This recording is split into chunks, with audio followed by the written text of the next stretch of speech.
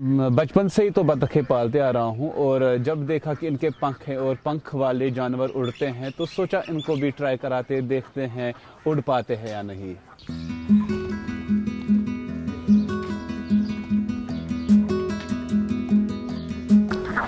मेरा नाम शौकत अली है।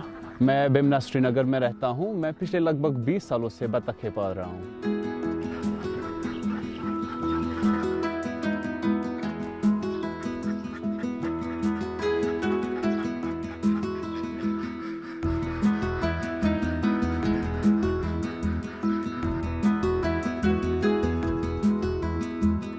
इसी विंटर मुझे ख्याल आया क्यों ना मैं कुछ को ट्रेन करूं। ट्रेनिंग का प्रोसेस यही रहा कि पहले मैं देखूं किस बतख में उड़ने की सलाहियत है। तो जिनमें उड़ने की सलाहियत है उनको हमने सेपरेट कर दिया, फिर उनको आहिस्ता आहिस्ता जो है ट्रेन करना स्टार्ट कर दिया। और पहले दिन तो वो लगभग 1 फीट कुछ इंचेस तक ही उड़ पा रहे थे। पहले उन्होंने विंग्स एक्सरसाइज स्टार्ट की, तो जैसे टाइम बढ़ता गया तो उनकी हाइट भी बढ़ती गई और आज माशाल्लाह वो काफ़ी हाइट से उड़ के डायरेक्ट दरिया में आते हैं। अभी तक 1-2 महीने से वो कभी पैदल सुबह पानी में नहीं गए।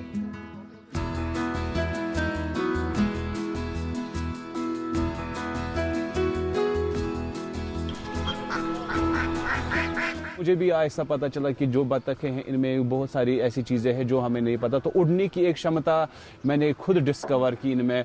विंग्स एक्सरसाइज तो इम्पॉर्टेंट होती है क्योंकि जो इनका अगर हम देखेंगे विंग्स जो डक्स की होती है ये काफ़ी ज़्यादा हद तक क्या 100% मलार्ड्स से मिलती जुलती है। बट मलार्ड्स में ऐसी चीज़ होती है कि वो नेचुरली उड़ने के लिए बिल्कुल परफेक्ट होते हैं। बट डक्स अब डोमेस्टिकेटेड हो चुके हैं तो उनमें वो सब भूल चुके हैं। बट अगर हम ऐसी कोशिश करें कि ये उनको उड़ाए तो पॉसिबिलिटी बहुत ज़्यादा है। बट वो रिपोर्ट वजन का ख्याल रखना चाहिए। ये पैडी खाते हैं, चावल खाते, तो वजन का असर होता है, वरना इनमें भी क्षमता है। तो इसमें हम कह सकते हैं कि हमें देखना चाहिए कि वजन कैसा है। और ट्रेनिंग, और ओब्वियसली जब ट्रेन करेंगे आहिस्ता आहिस्ता, it will take some time but obviously they learn to fly.